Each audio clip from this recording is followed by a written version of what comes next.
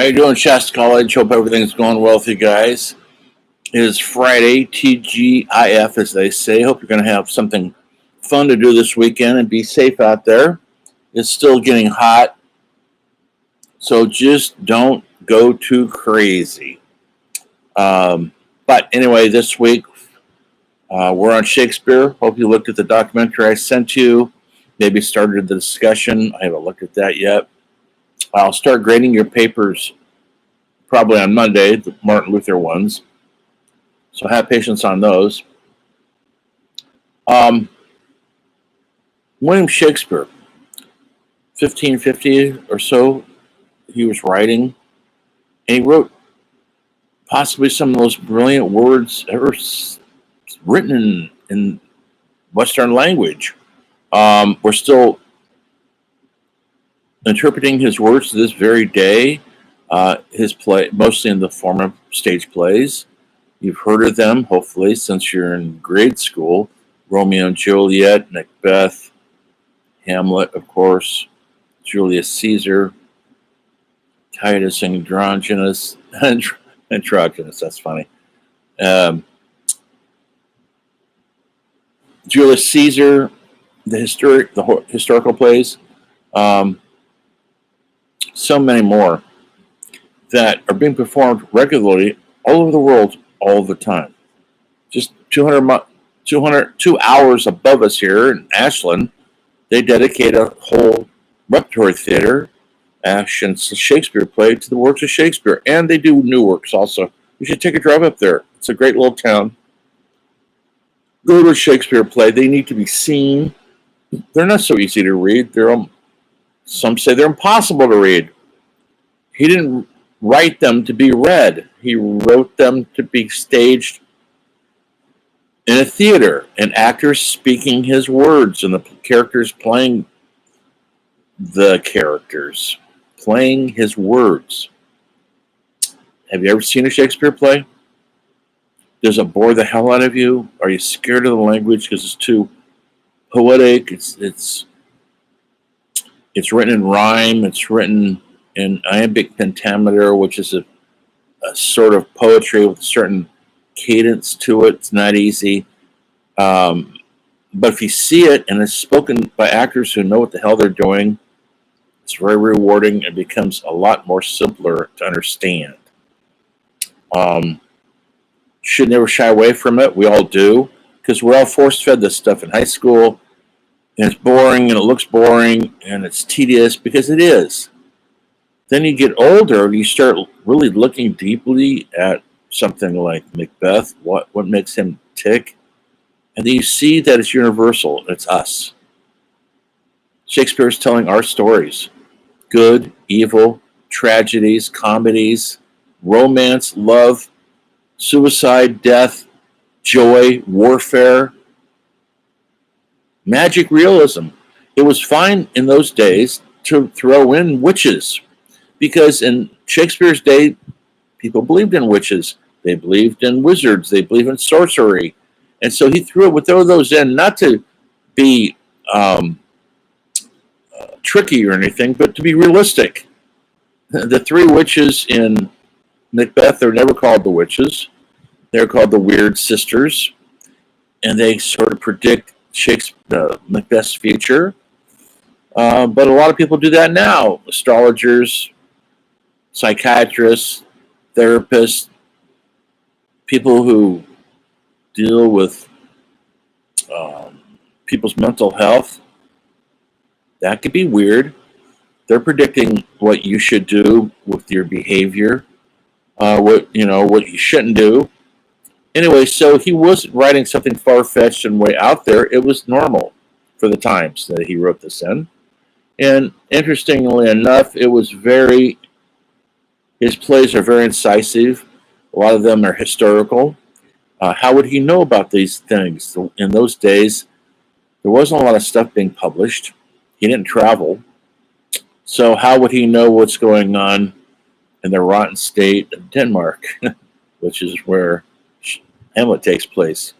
Well, he was a learned man. He was a smart man, and he talked to people, and he observed, and he understood human nature. I want to talk about Hamlet a little bit. I want to show you a scene. I'll put it up on modules in Hamlet. We all have heard the familiar phrases. You've heard so many phrases from Shakespeare. You're probably not aware that he even said those phrases in the plays. It's the first time we ever heard them. Um, and the classic example is each and every one of you right now could quote a line from Shakespeare. Go ahead, you could do it right now. To be or not to be. That's a monologue or soliloquy, as they call them, that Hamlet says directly out to the audience. He breaks the fourth wall. That's what they call the audience, which you're not supposed to do in theater. You're supposed to act like there's no audience there. He would break the fourth wall and talk to them personally. It wasn't for the other actors on the stage. It was just for the audience. It was his private conversation with the audience. Now, these are his private thoughts said out loud. To be or not to be. What do you think that means? If you think it just simply means, is he going to kill himself or not kill himself? It goes much, much deeper in that. He's asking the existential question that we all need to ask ourselves. Why do we exist? Why am I here? What is my purpose? Every great writer, from Hemingway to Jack Kerouac to Kurt Vonnegut to Philip Roth to Flannery O'Connor to Joan Didion, that's all they were simply asking. Why are we here? What's our purpose? Do we have a purpose? Do we need to have a purpose? We all ask ourselves this question, whether you think you do or not. And Shakespeare tapped into that universality of the human spirit, the human condition. Over and over again, he tapped into this. Macbeth is a warrior. Decent guy. He's a warrior. He's a general. And he gets twisted up when he meets these weird sisters who tell him that he's going to be the king if he does some bad things. He's got to kill a lot of people. He takes this information home. It disturbs him. Tells his wife, Lady Macbeth, and she said, you have to do what they said. And he said, absolutely not. I'm not going to murder people to get my crown. Lady Macbeth pushes him into murder most foul. He kills the standing queen. He kills their family. He kills other families, their children, to get this glory of being crowned king. But it's got blood on his hands, and he can't live with himself, and it eventually destroys him, destroys Lady Macbeth. She goes insane with all the killing that she helps promote, and she takes her own life. Without her, he's rudderless. And he tries to keep the throne through violence, and finally violence brings him down. It's called a tragedy. Hamlet's a tragedy. Romeo and Juliet is a tragedy. The definition of tragedy is simple. Bad things happen to good people. Hamlet was a good guy until his father was murdered by his own mother and the father's brother, who was wanting to be married to his mother. They needed the throne, and they needed to be married, and so they killed Hamlet's father. In order for Hamlet to reveal the killers, murder most foul, he behaves in a strange manner that looks like he's crazy to expose them for who they are.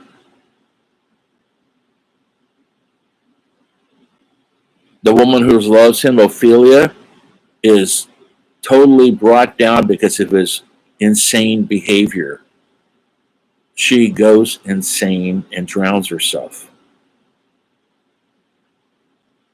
Hamlet accidentally kills people that he shouldn't have killed. And then he kills the father, poison, kills his mother. He drinks out of the poison. He doesn't know it's poison.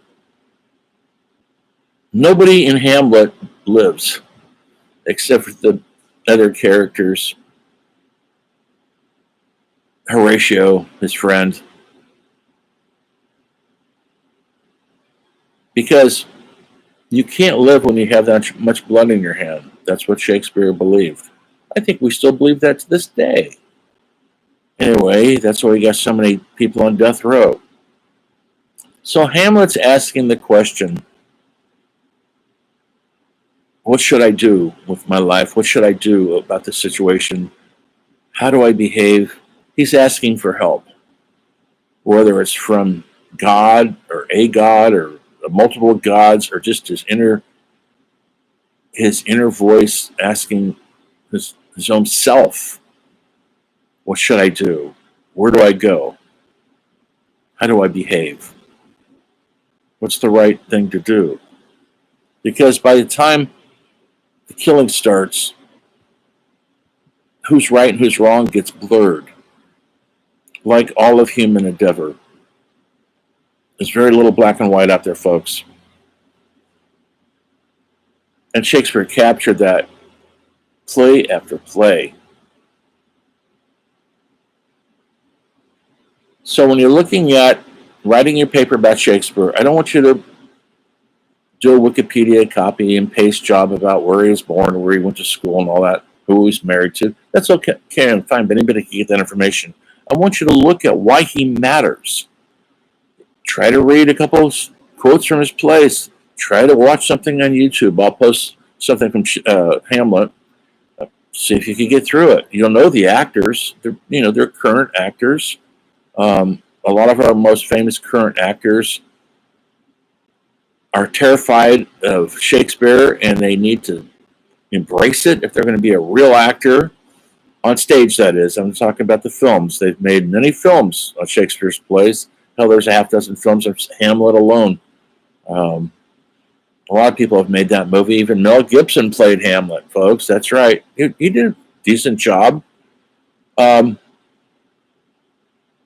Because it's universal. Someone who keeps finding new ways to express what Hamlet was going through. And it's something that a lot of us are faced with. Maybe not that dramatic. Hopefully not that dramatic. So, look at your paper and analyze why he matters. Watch some film clips, read some quotes. It's all out there. It's in the book. It covers a couple pages if you happen to have the textbook. You don't need the textbook, but it helps. It's on chapter 19, which is actually the first chapter. I've had some emails this week. Where is the book? Well, I hope the book is at the Shasta College bookstore. It should be. And you should be able to rent it there. At least you have been able to. If you can't, give me a shout out. You can rent it online also. And you can also buy a used copy of it. I bought mine for $12 on Amazon. So they're out there. I wouldn't have signed this book if I didn't think you can afford it. And I do say it's recommended because when I used to require it, kids didn't have the money. They panicked. They couldn't figure it. And then I said, okay, I'll give you a break. I recommend that you get this book. So if you listen to my lectures, if you do some research, if you watch the documentaries and modules I post, find your own documentaries. They're all over YouTube. And go from there. Okay? Hopefully that makes sense. We're writing in the MLA format. I haven't read your papers yet, so I don't know if everybody did that or not. But you're in the humanities, that's what we write. MLA, it's a writing format. 1-inch margins on the paper, a running header at the top that has the name of the paper and page number. Um, the font is 12, and it's New Roman Times. Um, and your paper should start with what they call a thesis, meaning what you're going to talk about and write about. Then it has the body of the paper, and you should have a couple quotes in there from cited sources, either the book or the movie I show or some online source, and then conclude it. 3 pages minimally. You can go as many as 5. You can go more than that. I'm not going to grade you down for that. But at least 3. If you don't have 3, you'll lose some points. Also, because it's a discipline, these papers. And then you're going to have what they call a works cited page. And that's where you're going to put where you got your research, where you got your information. You didn't pull it out of thin air. You watch the documentary, then write that in there. And you got to know how to do citations. Give the information on the citations. Who directed the movie? What year the movie came out? What's the production on the movie? You can look this all up online about how to do an MLA citation. And the book, who wrote the book, what page, excuse me. So if I want to find out where you got information, I could Google that and I can find it, okay? I'm not giving you don't have to have a minimum or maximum. Just have a couple in there, at least 2. You can more. It's a short paper. Sorry, I'm coughing. Sounds bad, but it isn't. Well, maybe it is. Anyway, I look forward to reading your papers. I'll start those in a couple days. I know they're going to be awesome. Keep up the good work, kids. Keep up checking in with announcements. It's the end of the week. Enjoy your weekend. Take a moment, take a breather, take a walk with friends or loved ones or a pet. Go to the lake, get on your bike and take a ride. Keep moving your body and your mind. Write strong, write honest, write the truth. See you down the road.